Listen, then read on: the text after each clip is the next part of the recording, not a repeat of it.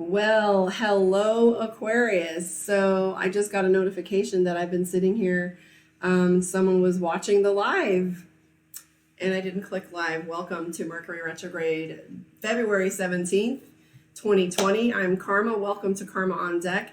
Let's begin your tarot reading for the week of February 17th for the rest of the week and see where your energy lies. If that's any indication of how this week is going to go for Mercury retrograde, hold on to your seats. So I literally did most of your reading and was almost done. So we'll start over.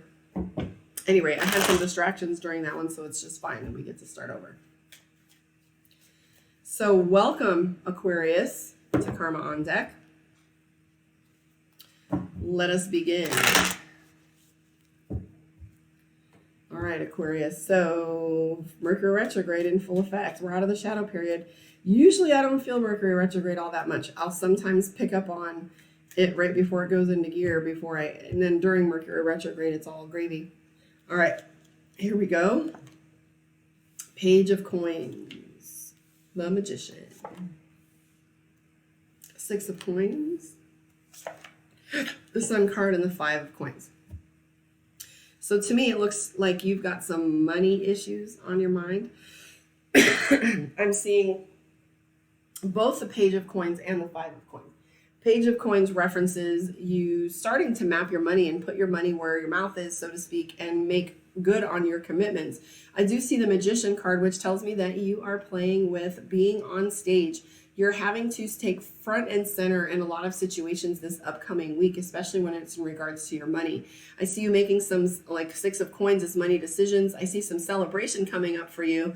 And then the Five of Coins, which is like, how am I going to make all of this happen together? Let's move here. You did get the Empress card earlier too. So the Empress card, this card right here is all about protection. It's an internal energy, and it has a little bit of an external action too, but that's in regards to the people that are closest to you. So it's still self-serving. The Empress card is all about that protective power. She has a child on her lap. So if there's things that are going on that you feel like you're the one, that you're taking your stewardship seriously about the people that are in your life. I do see that there are some situations where you've accomplished quite a bit, but there's a lot of work to be done within the dynamics. I am seeing the Ace of Swords, which is heavy decision making, and Eight of Coins again, which is worry about money. You're feeling like you might work overtime, pick up a new project, or do something to accommodate whatever is going on with your money. And it just doesn't feel like there's enough time in the day for you. I see that you're worried because honestly, you're not sure how you're going to make this next step happen. And you have the Five of Cups. I call that my suspicion card, or the Loch Ness Monster. We're all suspicious when they try to sell us that, right? So the Page of Wands, Nine of Wands, Ten of Coins, decision making for you, Aquarius. I do see balance coming your way by the end of the week, though. We do have the Ten of Cups here, and it's all internal balance. Things are about to get easier. I was a little stressed out reading your cards and seeing how heavy you've been carrying things the last little bit. I am seeing the Ten of Coins. Everything's all about decision making right now. And basically, as you're moving forward, it's like you're taking a really strong look at how individuals are showing up, how they're behaving, what they're behaving like, how they're acting, and you're using good judgment for you've been so busy that you've just been taking everything at face value, and you're starting to shift that a little bit. So in doing so, you're not only changing your commitments so that you're not overcommitted, you're paying attention to who you're committed to and why. And that's one of my favorite questions as a coach is, what's your why? If you find out someone's why, you can discover pretty much everything else about them. But in any respect, I do see that you might possibly be doing some continuing education or some learning this week, quite possibly taking a class because you have the Page of Wands there. But the King of Swords and the Ace of Swords together also tells me you've just gone through a bunch of decision-making processes, and that's kind of where you're headed now based on that work. So the foundation's been laid. So you can kind of move forward. See here, even that, the Nine of Wands, which is a foundation, literally halfway there. So at any rate, even though the stress notwithstanding, it looks like things are going to clear up for you and get a little smoother, get a little easier. So let's pull let's pull some cards from Mystic Dreamer and see where your relationships are playing out and what your emotional state is looking like. This is the moon reading. I should call it the moon. Because this is your Aquarius moon, how you're feeling and how you're in relationship with your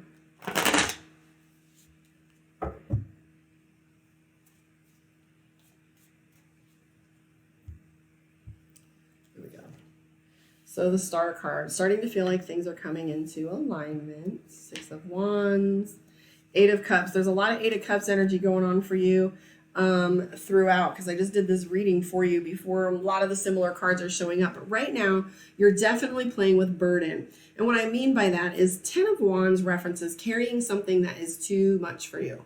So in a lot of your relationships right now, you're doing the I'm walking away. You're starting to see what is in alignment with your purpose, what's congruent, what do you agree with, what you don't agree with, whether it's serving you or not. And you're starting to use your intuition a little bit more and paying attention to the smaller details. And in doing that, I feel like you're going to get a little clearer with how people are behaving and whether you want to stay in connection with certain individuals. Your heart's really on your sleeve lately. You're definitely coming from a place of judgment. I'm also seeing a lot of pressure for you right now. Look, there's the drama, defensive behavior. So overwhelm, waiting. So here's the interesting thing. If you have love and money is pretty similar energy. And so if you're frustrated within your money and then you're starting to project that a little bit into your relationships, I am seeing a little bit of drama. That's my Eight of Swords. Eight of Swords is all about overwhelm, maybe too many people in your business or asking questions. Just feeling like every time you turn around, the people that you're dealing with have another thing and another thing going on. I'm also seeing the Five of Wands right here. Sorry, Seven of Wands.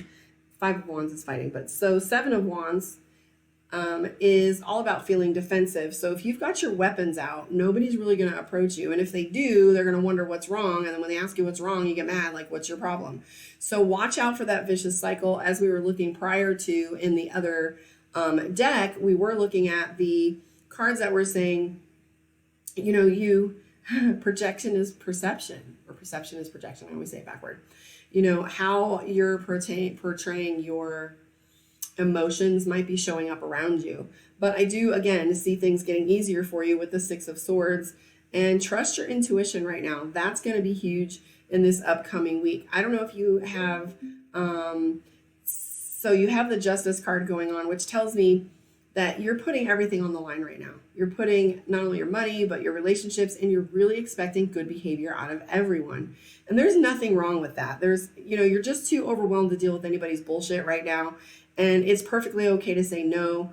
And there's certain situations where you do feel as if you are overcommitted. So take a step back. Don't serve dinner hypoglycemic. You have all that food in front of you. Take a snack here and there for you.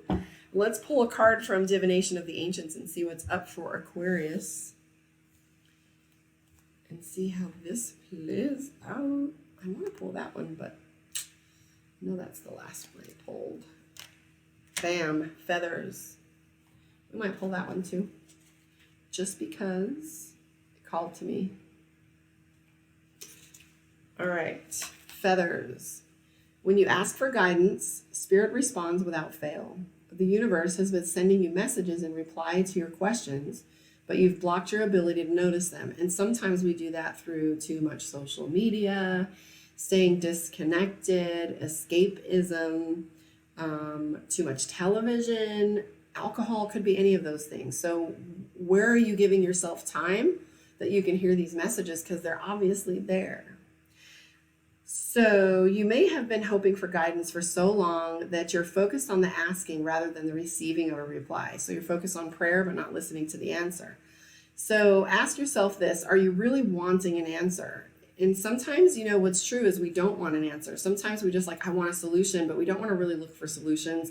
We just want it to be over. So if yes, then start to become aware of the replies that come to you from Spirit. Keep vigilant, for the answers come in many different forms, as in a feather, an overheard conversation relevant to your question, a song playing on the radio, and words spoken by a friend, or in other ways, including a sight of a beautiful feather. So I am going to pull this other card because it's bugging me. Authenticity. Now, isn't that magical? I should have pulled that card to begin with. But there's something in it for you with the other one. So here's what's cool about authenticity. Is when you start to behave from an authentic place, the universe responds accordingly. So if your troubles are that people are being insincere, be sincere. If people are not being vulnerable and open, then those are the things that you need to be. And what's true is authenticity telling people I'm just too tired to commit to something else and I won't be good for you if I show up cranky.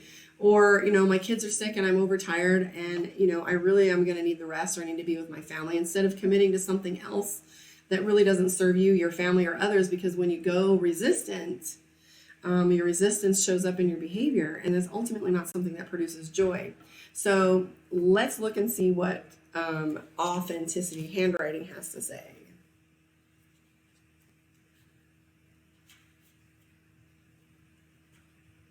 Skin is dry from being sick, and I am sick of being sick.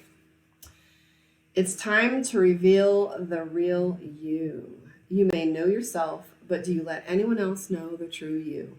You may feel desperate to be yourself, but have worn a mask for so long that you're now worried how friends, family, and colleagues will react if you stopped acting the way they expected you to. You may have embodied the role of people pleaser or entertainer, trying to be all the things to everyone. If you show your true colors, others will treat you differently. Will you lose their respect or even their friendship? I doubt it. So ask yourself these questions and be completely truthful with your answers. Then decide whether or not you are brave enough to show your authentic face to the world. Shall I hide the real me? What is it I'm afraid they'll see? Should not my light be owned to shine?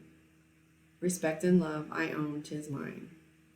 The other divinatory meaning there says it's time to let your light shine. Anyways, I'm Karma. Let me know how you feel your reading went. Tell me where you are in the world. Like, subscribe, share, and I'll catch you on the flip side. If you want to book a one-on-one with me, karmaondeck.com. Meanwhile, I'll see you next week.